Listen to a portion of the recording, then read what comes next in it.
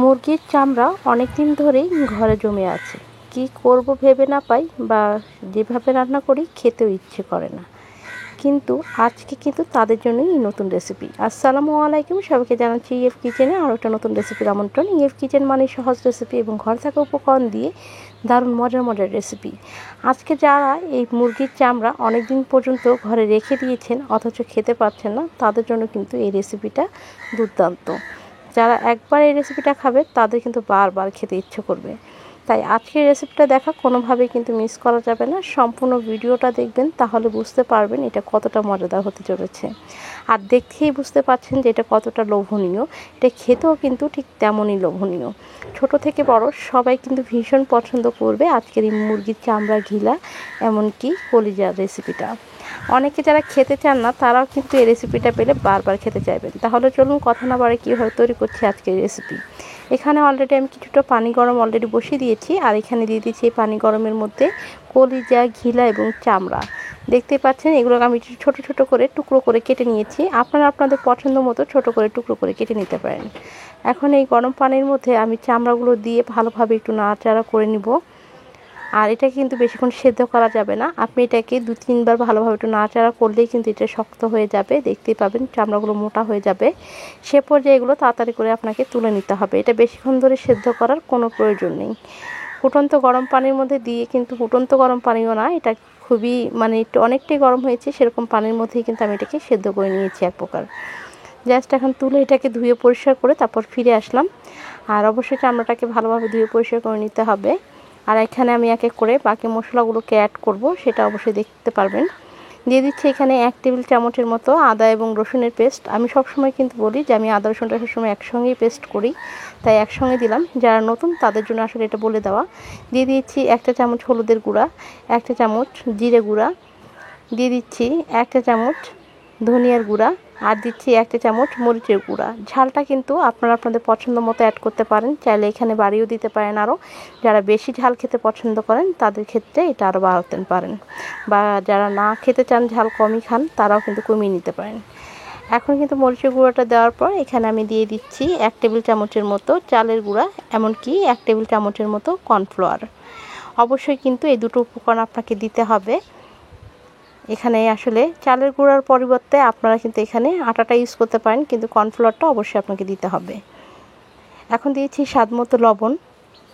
লবণটা দিয়ে এখন সব কিছু একত্রে আমি খুব ভালোভাবে এটা হাত দিয়ে মিক্স করে নিচ্ছি।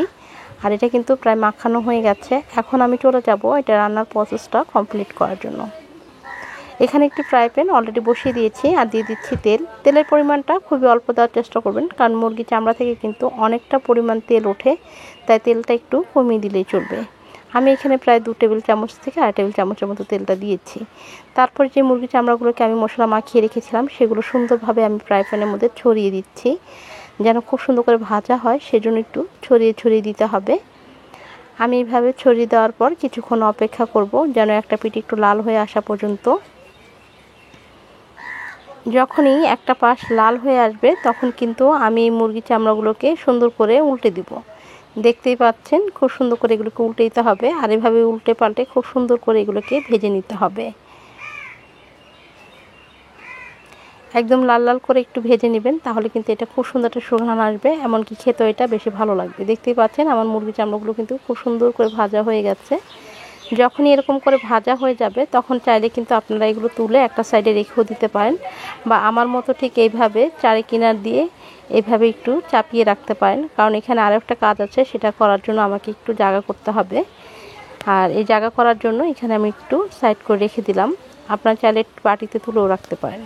তারপরে এই মাছ বরাবর ফাঁকা জায়গাটায় আমি দিয়ে দিব পেঁয়াজ। আর এই পেঁয়াজগুলোকে আমি দেখতেই পাচ্ছেন একটু মোটা মোটা করে কেটে নিয়েছি, আর এরকম মোটা করেই কাটার চেষ্টা করবেন। আমি এখানে প্রায় 1.5 কাপের মতো পেঁয়াজ কুচি দিব, আর দিয়ে দিচ্ছি এখানে আমি কাঁচামরিচ ঠিক এইভাবে করে কেটে দিয়ে দিলাম প্রায় 5-6টা। আপনারা চাইলে এখানে কাঁচা মরিচের পরিমাণটা আরও বাড়িয়ে দিতে পারেন, তবে ঝাল যারা বেশি খেতে চান তাদের ক্ষেত্রে। তারপর আমি এগুলোকে একটু মজে আসা পর্যন্ত অপেক্ষা করার পর এগুলোকে সুন্দর করে মিক্স করে দিব। এগুলো বেশি একদম কিন্তু কালার করার কোনো প্রয়োজন নেই।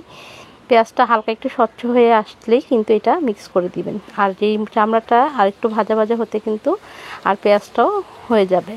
এখন অনবরত নাড়াচাড়া করে আমি এইখানে কিন্তু কিছুক্ষণ অপেক্ষা করার পর দিয়ে দিচ্ছি 1 চা চামচের মতো গরম মশলার গুঁড়া। আমি কিন্তু আগে গরম মশলার গুঁড়াটা ইউজ করিনি, তাই এখন দিয়ে দিলাম।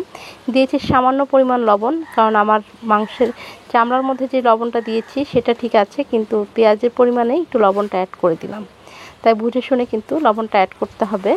দিয়ে এবার ভালোভাবে মিক্স করে নিচ্ছি।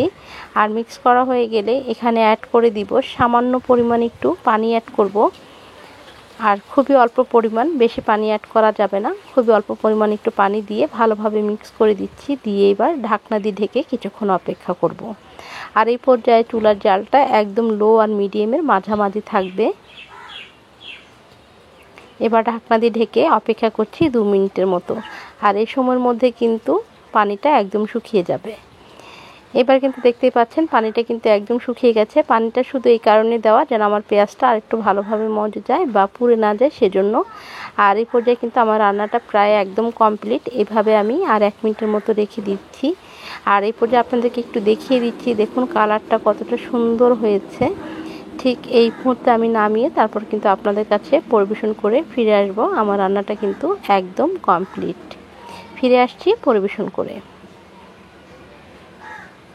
এই দেখুন হয়ে গেল আমার দারুণ মজার মুরগির চামড়া ঘিলা কলিজা রান্না।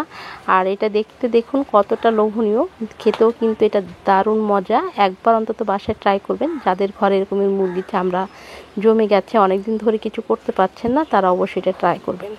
আর এই রেসিপিটা কিন্তু চাইলে আপনারা ভাত, খিচুড়ি, পোলাওর সাথে যেমন খেতে পারেন, চাইলে কিন্তু পরোটা রুটির সাথেও কিন্তু এটা দারুণ যায়। তাই একবার বাসায় ট্রাই করে নেবেন। ভালো লাগলে অবশ্যই সেটা কমেন্টের মাধ্যমে জানাবেন।